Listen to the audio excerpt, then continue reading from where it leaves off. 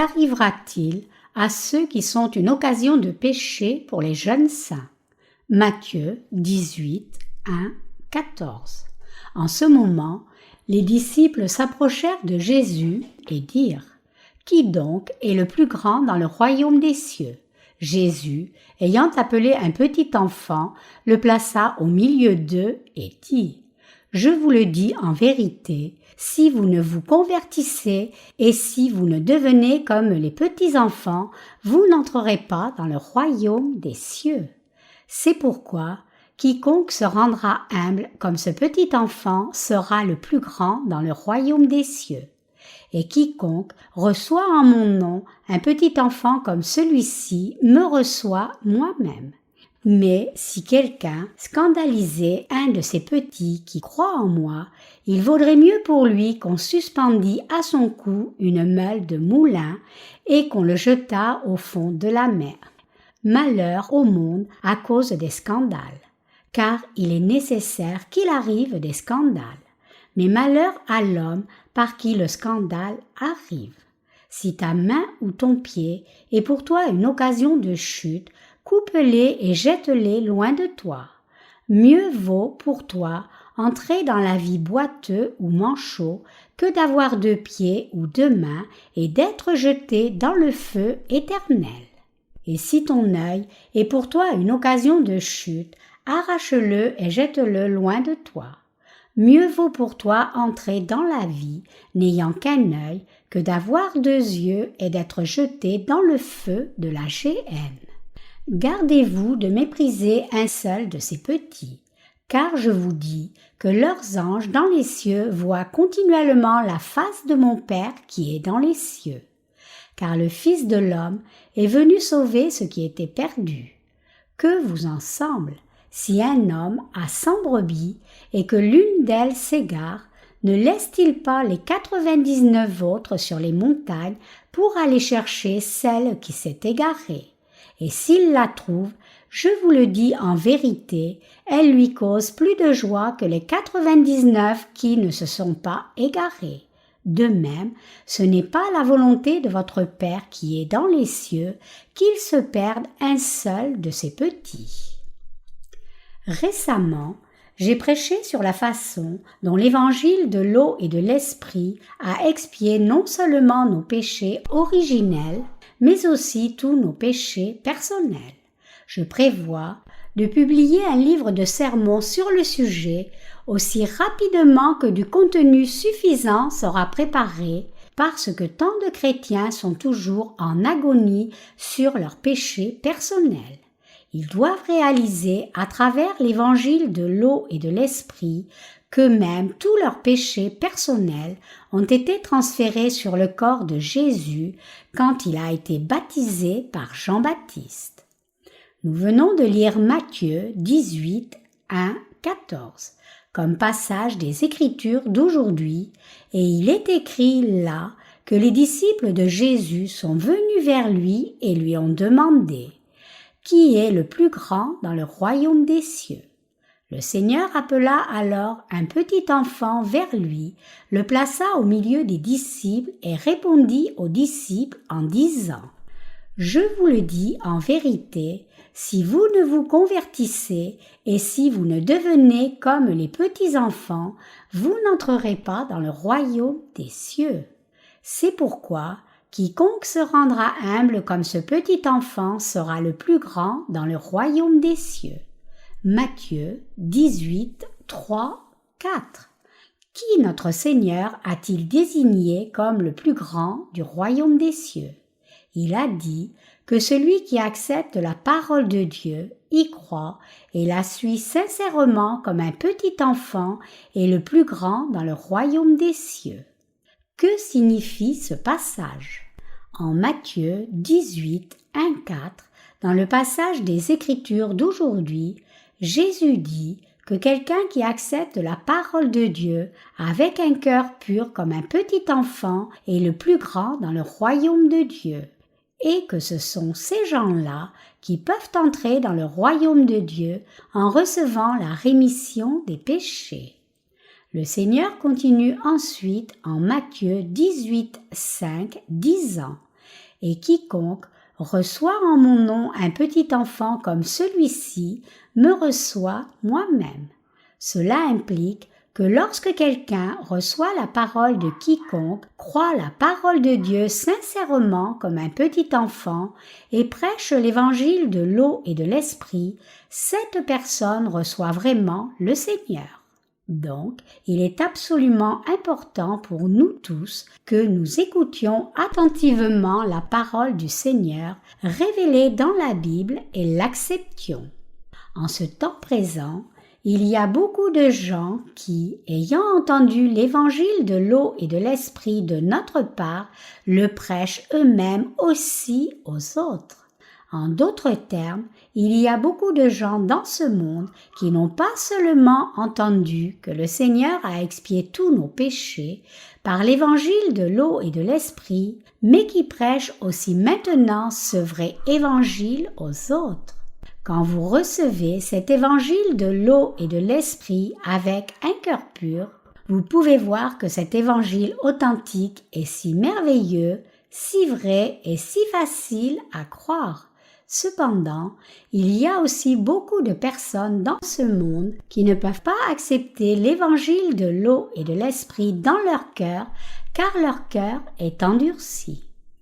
Que signifie que quelqu'un soit vraiment né de nouveau d'eau et d'esprit? La Bible dit « En vérité, je vous le dis, si quelqu'un ne naît d'eau et d'esprit, il ne peut entrer dans le royaume de Dieu. » Jean 3, 5. Que signifie que quelqu'un soit vraiment né de nouveau d'eau et d'esprit?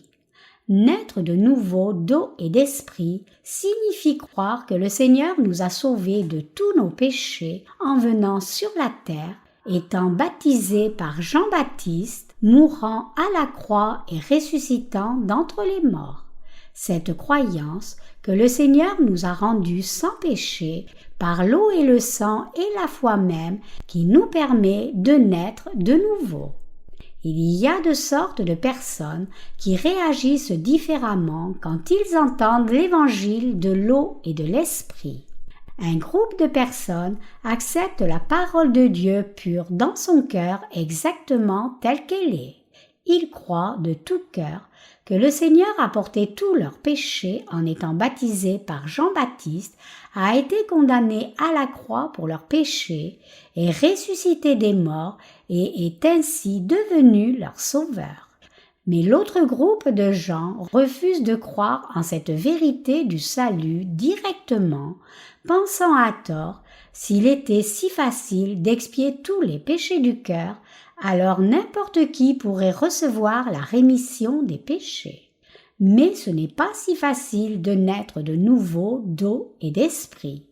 On doit avoir une sorte de vision en priant, entendre la voix du Seigneur ou prier en langue pour pouvoir naître de nouveau ou recevoir le Saint-Esprit.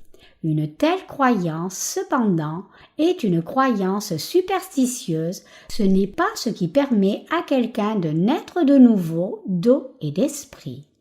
Le Seigneur a donc dit que dans le royaume des cieux, ceux qui sont comme un enfant sont les plus grands. Puisque notre salut a déjà été planifié, réalisé et accompli par Dieu dans l'évangile de l'eau et de l'esprit, nous pouvons être sauvés de tous nos péchés en croyant en cet évangile authentique. Chacun peut maintenant recevoir le salut dans son cœur s'il écoute seulement attentivement l'œuvre de salut que Dieu a faite avec un cœur ouvert et y croit sincèrement. En d'autres termes, il est plus que possible à chacun de recevoir la rémission des péchés et d'entrer dans le royaume de Dieu. Et chaque saint, né de nouveau, peut aussi devenir ouvrier de Dieu. C'est pour cela que le Seigneur a dit qu'il convient que chacun accepte la foi de ceux qui croient et prêchent l'évangile de l'eau et de l'esprit de tout cœur, juste comme un petit enfant. Qu'est-ce que cela signifie que nous recevions la justice du Seigneur? Les gens qui acceptent Jésus sont ceux qui croient en la puissance de son nom. Quel est son nom? C'est Jésus-Christ. Il est celui qui est venu sur la terre et a accompli la fonction de souverain sacrificateur pour devenir notre sauveur. En tant que souverain sacrificateur du royaume des cieux, Jésus-Christ a porté tous nos péchés une fois pour toutes en étant baptisé par Jean-Baptiste et il est devenu notre sauveur en étant crucifié à mort et en ressuscitant d'entre les morts. Tous ceux qui croient en cette vérité sont ceux qui ont reçu Jésus-Christ dans leur cœur. Quiconque croit en Jésus-Christ comme son sauveur et se confie en ce que ce sauveur a expié tous les péchés par l'évangile de l'eau, du sang et de l'esprit est quelqu'un qui a reçu Jésus. Jésus-Christ est venu comme notre souverain sacrificateur et c'est en croyant en lui comme notre sauveur que nous le recevons. Ce sont de tels croyants sincères qui acceptent le Seigneur. En bref, ceux qui acceptent la justice de Dieu dans leur cœur reçoivent Jésus comme leur sauveur. Le Seigneur dit ensuite « Mais si quelqu'un scandalisait un de ces petits qui croient en moi, il vaudrait mieux pour lui qu'on suspendît à son cou une meule de moulin et qu'on le jetât au fond de la mer. » Matthieu 18, 6. Ce passage signifie qu'aux yeux du Seigneur, si quelqu'un est une occasion de péché pour ceux qui sont devenus enfants de Dieu, en acceptant la parole de l'évangile de l'eau et de l'esprit de tout cœur comme un enfant, c'est comme si cette personne était noyée dans la mer avec une meule attachée à son cou. Bien que personne ne puisse éviter de pécher devant Dieu, ceux qui amènent ces enfants à tomber commettent un si grave péché. Et le Seigneur dit que quiconque commet de tels péchés sera condamné par Dieu. Qu'est-ce que le Seigneur a dit qu'il arriverait à quiconque cause le péché des croyants en l'évangile de l'eau et de l'esprit? Simplement, ces gens seront jetés en enfer. Causer le péché de croyants sincères en l'évangile de l'eau et de l'esprit, c'est comme les jeter d'une falaise pour leur mort. Ces pécheurs feront donc face au jugement terrifiant de Dieu pour leurs péchés. Et ces gens doivent commencer à croire en l'évangile de l'eau et de l'esprit aussi rapidement que possible et ne jamais causer le péché de quelqu'un d'autre. À mes yeux, il y a beaucoup de ces pécheurs dans les communautés chrétiennes d'aujourd'hui comme auparavant. Même si beaucoup de gens croient en l'évangile de l'eau et de l'esprit, quand ils l'entendent de notre part, acceptent avec joie que le Seigneur a déjà expié tous leurs péchés, quand ils retournent dans leur église, beaucoup finissent encore par faire face à la destruction spirituelle parce qu'ils sont déroutés par leur pasteur enseignant que ce vrai évangile serait complètement faux. Ces faux pasteurs plantent le doute dans la pensée des saints qui viennent de naître de nouveau et détruisent leur foi, disant « Où est-il dit dans la Bible que le Seigneur a littéralement enlevé nos péchés quand il a été baptisé ?» Si le Seigneur avait vraiment enlevé tous les péchés du monde quand il a été baptisé par Jean-Baptiste, alors cela devrait être écrit clairement dans la Bible. Où est-ce particulièrement rapporté dans la Bible? Disant qu'il est mal de croire en l'évangile de l'eau et de l'esprit, ils disent obstinément que le Seigneur nous a sauvés seulement en portant nos péchés à la croix étant crucifiés à mort. Ces faux prophètes croient que Jésus les a sauvés simplement en étant crucifié à mort à leur place, plutôt que de croire qu'il est devenu leur sauveur, non seulement en étant crucifié à mort et en ressuscitant des morts, mais aussi en portant tous leurs péchés quand il a été baptisé par Jean-Baptiste. Cependant, le fait que Jésus ait porté tous nos péchés est rapporté clairement en Matthieu 3, 15, 17. Mais les faux prophètes demandent où c'est marqué dans la Bible, nous traitant comme si nous étions menteurs. Néanmoins, nous croyons et prêchons chaque parole de Dieu exactement telle qu'elle est dans les Écritures. Le problème, cependant, c'est que ceux dont la foi est encore jeune sont vulnérables aux tromperies de ces faux prophètes et peuvent facilement finir par déchoir de leur foi authentique. Ces tragédies sont arrivées bien trop souvent.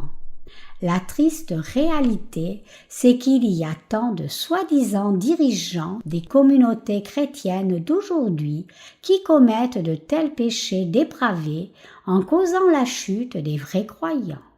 En fait, ce n'est pas exagéré de dire que la vaste majorité des chrétiens d'aujourd'hui, de par le monde entier, mènent la vie de foi dans l'ignorance complète de l'évangile de l'eau et de l'esprit.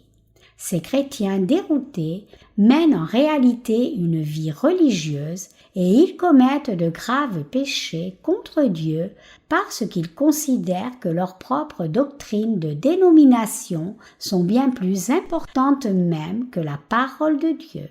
Pensant que tout ce que certains prédicateurs célèbres dans leur propre dénomination disent est vrai, ils relèguent la Bible au rang de simple livre de référence. Ils sont prompts à penser que les dogmes chrétiens épousés par leur dénomination sont la vérité indiscutable.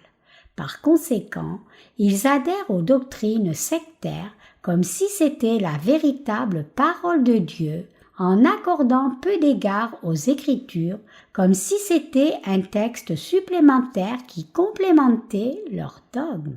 En d'autres termes, au lieu de croire la Bible comme la pure parole de Dieu, ces chrétiens déroutés croient en leur propre doctrine de dénomination comme la parole de Dieu. C'est pour cela que tant de gens qui ont entendu l'évangile de l'eau et de l'esprit de notre part sont enclins à être trompés par ces faux chrétiens.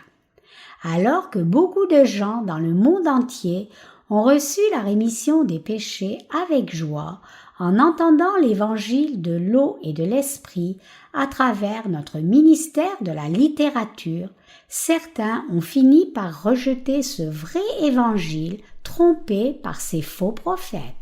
Il y a juste beaucoup trop de dirigeants chrétiens qui demandent à savoir où dans la Bible il est écrit que Jésus a pris tous les péchés de ce monde une fois pour toutes quand il a été baptisé par Jean-Baptiste. Mais c'est écrit si clairement dans les Écritures. Après tout, quand nous lisons Matthieu 3,15, ne voyons-nous pas Jésus dire à Jean-Baptiste « Laisse faire maintenant, car il est convenable que nous accomplissions ainsi tout ce qui est juste. » Dieu n'a-t-il pas dit aussi, lorsque Jésus est sorti de l'eau, « Celui-ci est mon Fils bien-aimé, en qui j'ai mis toute mon affection. » Matthieu 3, 17. Jean-Baptiste n'a-t-il pas clairement déclaré le lendemain du baptême de Jésus « Voici l'agneau de Dieu qui ôte le péché du monde. » Jean 1, 29. Ces passages ne montrent-ils pas clairement que tous les péchés du monde ont été transférés sur la tête de Jésus quand il a été baptisé par Jean-Baptiste et que toute la justice de Dieu a été ainsi entièrement accomplie?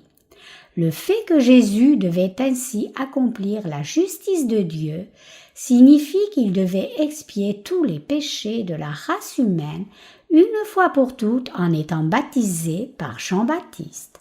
Quand Jésus a dit en Matthieu 3,15 « Car il est convenable que nous accomplissions ainsi tout ce qui est juste », il voulait dire qu'il allait porter tous les péchés de la race humaine en étant baptisé par Jean-Baptiste et nous sauver en étant crucifié à mort et en ressuscitant d'entre les morts.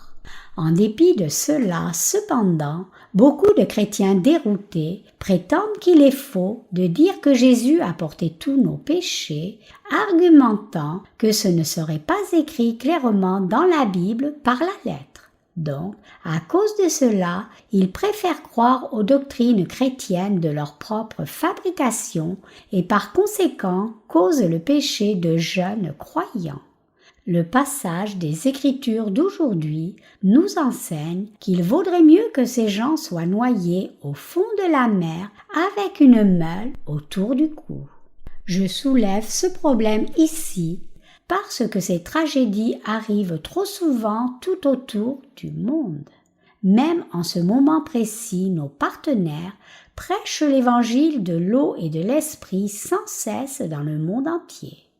Comme le petit enfant dont Jésus a parlé dans le passage des Écritures d'aujourd'hui, nos partenaires croient et prêchent la parole de Dieu de tout cœur telle qu'elle est, et ils aident nombreuses personnes à recevoir aussi la rémission des péchés.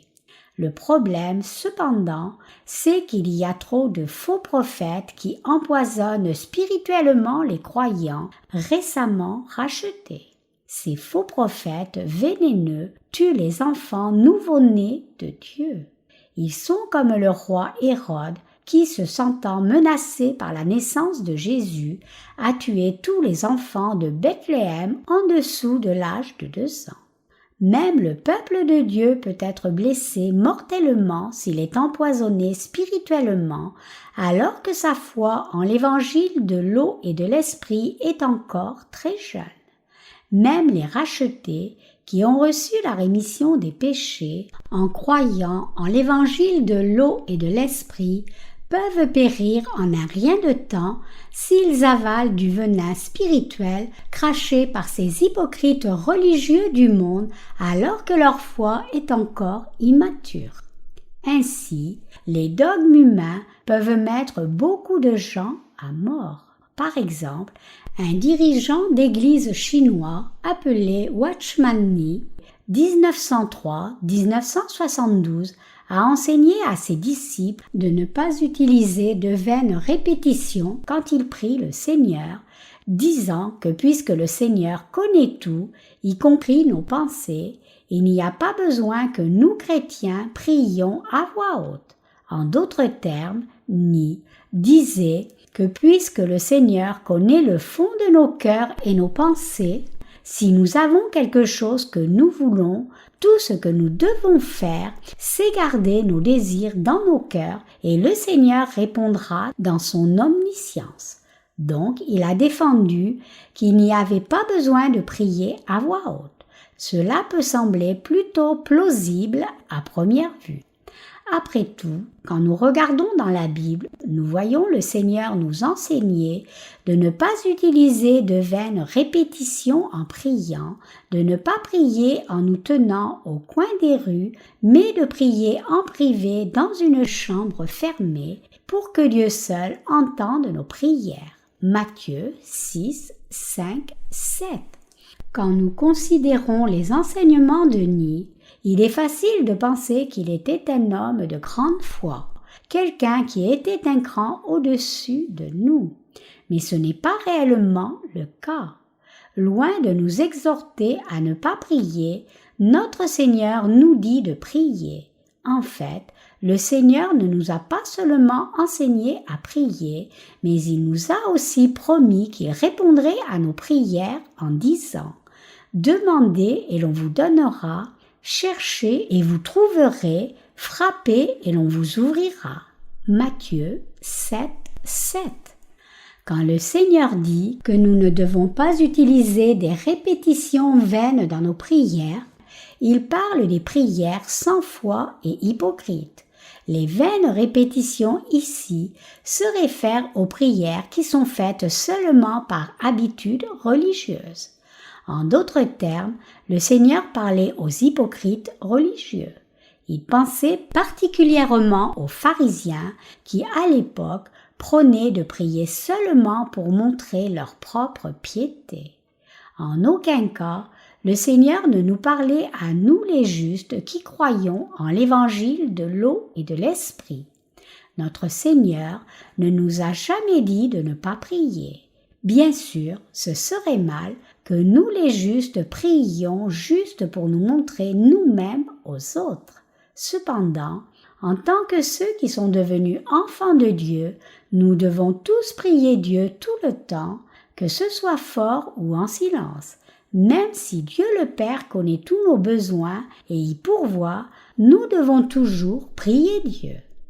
Si les faux prophètes d'aujourd'hui défient notre foi en invoquant et en tordant la Bible, alors en ouvrant la Bible, nous devrions témoigner encore plus clairement de la vérité du salut, que notre Seigneur nous a sauvés de tous nos péchés par l'eau, le sang et l'esprit.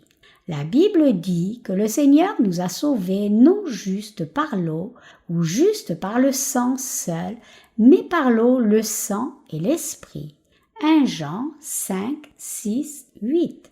C'est la vérité de l'évangile du salut, l'évangile de l'eau et de l'esprit. Personne ne devrait croire la parole de Dieu juste partiellement. Bien que certaines personnes puissent penser à tort que nous prêchons seulement le baptême que Jésus a reçu de Jean-Baptiste, nous prêchons en fait à la fois le baptême de Jésus et son sang à la croix. En d'autres termes, nous prêchons que c'est parce que Jésus a été baptisé par Jean-Baptiste qu'il a pu être crucifié à mort, qu'il est ressuscité des morts et qu'il est devenu notre Sauveur. Avons-nous tort de prêcher cela? Non, bien sûr que non. Trop de gens, cependant, ont l'impression que nous mettons davantage l'accent sur le baptême de Jésus que sur quoi que ce soit d'autre, mais c'est seulement parce que ces gens ne comprennent pas réellement la signification du baptême de Jésus, c'est-à-dire qu'ils ne réalisent pas que Jésus a enlevé tous nos péchés en étant baptisé par Jean-Baptiste. Nous ne prétendons pas que le baptême de Jésus seul constitue notre salut. Plutôt, nous attestons seulement que le Seigneur a effacé tous nos péchés en les acceptant une fois pour toutes par le baptême qu'il a reçu de Jean-Baptiste. Et puisque Jésus a porté tous les péchés de ce monde par son baptême, il devait être crucifié, verser son sang précieux et mourir à la croix. C'est seulement si nos péchés ont été transférés sur le corps de Jésus comme cela qu'il a pu être correctement crucifié à mort, ressuscité des morts et devenir notre Sauveur. C'est pour cela que nous rendons témoignage à la fois du baptême de Jésus et de son sang, car les deux sont absolument indispensables à son œuvre de salut. Donc, quand il s'agit de croire en l'évangile de l'eau et de l'esprit, il est mal de laisser soit le baptême que Jésus a reçu de Jean-Baptiste, soit le sang qu'il a versé à la croix de côté. En conséquence, aucun de nous ne devrait jamais causer le péché des autres en disant que le sang de Jésus à la croix seul constitue le salut. Le Seigneur lui-même a averti que si quelqu'un cause le péché d'un petit enfant, cette personne subira la grande colère de Dieu. Et le Seigneur a dit que de telles personnes commettent le péché de meurtre spirituel, et elles seront condamnées par Dieu. Blasphémer contre le Saint-Esprit ou corrompre la foi des croyants en l'évangile de l'eau et de l'esprit pour qu'ils trébuchent et tombent est le même péché. La Bible nous dit que ce n'est pas un péché ordinaire. Lisons Matthieu 18, 8, 9 ici. Si ta main ou ton pied est pour toi une occasion de chute, coupe-les et jette-les loin de toi. Mieux vaut pour toi d'entrer dans la vie boiteux ou estropié que d'avoir 2 mains ou 2 pieds et d'être jeté dans le feu éternel. Et si ton œil est pour toi une occasion de chute, arrache-le et jette-le loin de toi. Mieux vaut pour toi d'entrer dans la vie n'ayant qu'un œil que d'avoir 2 yeux et d'être jeté dans le feu de la géhenne. Si nous devions couper nos mains et nos pieds à chaque fois que nous commettons le péché, nous n'aurions plus ni bras ni pieds, peu importe combien nous aurions eu de bras et de pieds au départ. Il nous serait impossible d'avoir un bras ou un pied attaché à notre corps si tel était le cas. Mais le Seigneur a dit dans le passage ci-dessus que si nos mains ou nos pieds causaient le péché, nous devions les enlever, et si nos yeux causaient le péché, nous devions les arracher aussi. Mais plutôt que d'interpréter ce passage littéralement, nous devons accorder une attention à sa signification spirituelle.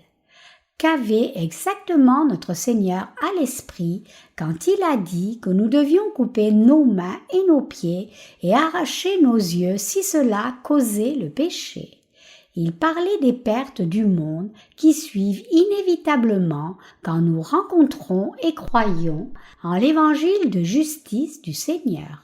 Et il parlait de la douleur de devoir nuire aux relations que nous avions avec nos connaissances précédentes et amis de nos anciennes églises.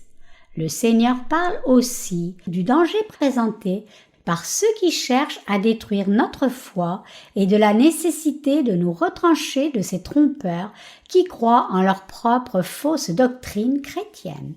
Qu'arriverait-il si vous fréquentiez toujours votre ancienne Église, même après avoir reçu la rémission des péchés en croyant en l'évangile de l'eau et de l'esprit? Votre foi suffoquerait et vous péririez spirituellement. Dans un tel endroit où les justes ne peuvent pas entendre la parole de Dieu, s'ils y entendent en plus un autre sermon, ils seront maudits plutôt que bénis. C'est parce qu'ils n'entendraient rien d'autre que des sermons empoisonnés spirituellement. En fonction de ce que nous entendons, nos âmes peuvent soit grandir, soit périr. Si vous avez décidé de croire en l'évangile de l'eau et de l'esprit, alors vous devriez être en communion seulement avec quelqu'un qui croit en ce vrai évangile. C'est alors seulement que votre foi peut grandir. Si vous continuez sinon à fréquenter votre ancienne Église, votre foi en l'évangile de l'eau et de l'esprit va périr. La même chose est vraie pour nos ministres et nos partenaires rachetés dans le monde entier. Eux aussi vont périr s'ils continuent d'avaler le vieux poison dont ils étaient nourris même après avoir reçu la rémission des péchés en croyant en l'évangile de l'eau et de l'esprit. Combien notre Seigneur nous chérit, nous les rachetés. Nous tous qui avons reçu la rémission des péchés sommes si précieux aux yeux du Seigneur qu'il a dit « Gardez-vous de mépriser un seul de ces petits, car je vous dis que leurs anges dans les cieux voient continuellement la face de mon Père qui est dans les cieux. » Matthieu 18, 10. Ce passage signifie que même le dernier des croyants rachetés par l'évangile de l'eau et de l'esprit est excessivement précieux. Autrement dit, personne ne devrait mépriser les croyants en l'évangile de l'eau et de l'esprit. Le Seigneur dit ici de ne pas mépriser ni ignorer les justes qui croient en la justice de Dieu. Pourquoi est-ce si important? Il en est ainsi parce que le Seigneur lui-même a dit « Car je vous dis que leurs anges dans les cieux voient continuellement la face de mon Père qui est dans les cieux. » Ce passage implique que chacune des personnes qui a reçu la rémission des péchés a un ange. Chacun de nous qui sommes sauvés a un ange qui veille sur lui. Avez-vous déjà réfléchi à ce que cela signifie? Avez-vous pensé à ce que signifie que chacun de nous, les rachetés, est un ange assigné par Dieu? Cela signifie que lorsque les croyants en l'évangile de l'eau et de l'esprit iront dans le royaume des cieux dans un futur proche, ils auront un ange pour les servir. C'est une bénédiction vraiment joyeuse pour les justes. C'est si merveilleux d'entendre que le Seigneur lui-même s'assure que nous ayons un ange à nos côtés. Je suis si reconnaissant que le Seigneur ait assigné un ange à chacun des saints justes et que cet ange voit toujours la face de Dieu le Père. Dieu le Père a assigné un ange à chacun de nous qui avons reçu la rémission des péchés. En ce moment même, ces anges plaident notre cause devant Dieu. Ces anges nous serviront comme leurs maîtres. Pour eux, nous les croyants en l'évangile de l'eau et de l'esprit sommes les maîtres. Nous sommes fils et filles de Dieu, ses propres enfants et les maîtres des anges. Dans le royaume de Dieu, ce n'est autre que vous et moi les maîtres des anges. C'est pour cela que personne ne devrait ignorer même le moindre des saints. Peu importe combien quelqu'un peut sembler moindre, si cette personne a reçu la rémission des péchés en croyant en l'évangile de l'eau et de l'esprit, personne ne doit l'ignorer. Je suis si reconnaissant à Dieu que nous ayons chacun un ange qui nous est assigné. Croyez-vous que nous avons chacun un ange à nos côtés? Cela peut être trop nouveau pour vous et vous pouvez ne pas le sentir pour l'instant, mais vous et moi avons vraiment un ange à nos côtés même quand nous vivons sur cette terre. Cela, cependant, ne signifie pas que ce soit les anges qui nous protègent. Plutôt, c'est le Seigneur lui-même qui veille sur nous. Il est écrit ici que les anges voient toujours la face de Dieu le Père dans son royaume. Cela signifie qu'ils font des rapports à Dieu à notre sujet. Ce que le Seigneur vous dit, c'est que ceux qui croient en l'évangile de l'eau et de l'esprit, qui se confient en la parole de Dieu de tout cœur et qui ont ainsi reçu la rémission des péchés par la foi, sont précieux. Même si nous pouvons sembler indignes dans notre chair, dans le royaume de Dieu, nous sommes grands et bénis. Puisque nous sommes les fils et filles de Dieu, combien sommes-nous précieux? Nous avons des anges à nos côtés pour nous servir. Notre Seigneur parle du point auquel nous sommes tous précieux. Donc, alors que c'est une bénédiction merveilleuse d'avoir reçu la rémission des péchés, il est aussi important que nous réalisions combien nous sommes réellement précieux. De plus, comme nous avons reçu la rémission des péchés, nous devrions être fiers. Nous devrions réaliser que nous sommes les propres enfants de Dieu et que nous sommes plus précieux que qui que ce soit dans ce monde. Un prince qui ne réalise pas qu'il est un prince ne peut que vivre comme un simple roturier. Il est très important pour vous de réaliser votre statut présent clairement. Si vous manquez de reconnaître votre propre statut, vous allez facilement succomber à la moindre tentation quand les gens du monde vous promettront toutes sortes de valeurs mondaines et de bénéfices matériels. Moi aussi, j'ai fait face à d'innombrables tentations sous toutes les formes, même depuis que j'ai rencontré le Seigneur à travers sa parole. Par exemple, quand j'allais quitter mon ancienne dénomination, ses dirigeants ont essayé de me persuader de continuer à travailler pour mon ancienne église, promettant d'assurer mon succès. Que serait-il arrivé si j'étais restée dans cette église mondaine, même après avoir cru en l'évangile de l'eau et de l'esprit? Je serais devenue plutôt célèbre non seulement en Corée, mais aussi à l'étranger. Mais cela signifie aussi que j'aurais trahi Dieu, mentant à tous les gens du monde entier en prêchant que l'on pouvait être sauvé en croyant au sang de la croix seul. J'aurais pu influencer toute l'assemblée juste avec mes mots. J'aurais pu facilement vivre une belle vie si j'avais abandonné la parole de Dieu. Mais je n'ai pas pu le faire parce que Dieu ne l'aurait pas toléré et parce que Dieu m'avait dit qu'il enlèverait les trésors de mon cœur si je partais dans le monde. De plus, même si Dieu ne me punissait pas, il était juste que je suive simplement le Seigneur. Même si j'ai fait face à une persécution indescriptible et à des tentations après avoir rencontré l'évangile de l'eau et de l'esprit du Seigneur, j'avais la fierté de la foi dans mon cœur. Je pensais en moi-même, je fais partie du peuple de Dieu et je suis son serviteur, alors comment puis-je trahir la volonté de Dieu pour un gain matériel? Même si l'on déversait sur moi toutes sortes d'honneurs et de prestige, comment pourrais-je échanger la vérité de l'évangile de l'eau et de l'esprit pour les choses du monde? Je ne peux pas faire cela, car je suis un enfant de Dieu qui croit en l'évangile de l'eau et de l'esprit, et je suis serviteur de Dieu. Ainsi, une fois que j'ai rencontré la parole de justice du Seigneur, je devais endurer beaucoup de persécutions et résister à beaucoup de tentations.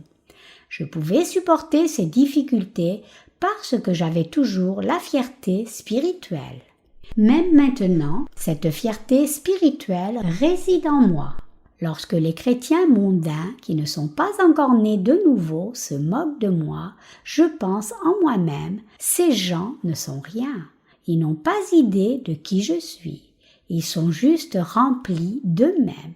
Ils ne savent pas combien je suis précieux aux yeux de Dieu. Même si je peux sembler semblable à eux dans la chair, mon état spirituel est fondamentalement différent du leur. En dépit du fait que je n'ai pas de mérite dans ma chair, je suis toujours un serviteur de Dieu et son enfant. Donc, lorsque je rencontre quelqu'un qui me manque de respect, je n'en fais aucun cas. C'est parce que j'appartiens au peuple de Dieu. Je ne fais pas attention aux paroles des pécheurs qui me critiquent, puisqu'ils ne croient pas en l'évangile de l'eau et de l'esprit et ne sont donc pas le peuple de Dieu. Je m'excuserais si je leur avais fait quelque chose de mal, mais puisqu'ils me persécutent sans raison, je les exhorte juste à croire en l'évangile de l'eau et de l'esprit. La même chose s'applique à vous aussi. En tant que propres enfants de Dieu, nous avons tous notre fierté. Il y a tant de pasteurs mondains dans les communautés chrétiennes d'aujourd'hui.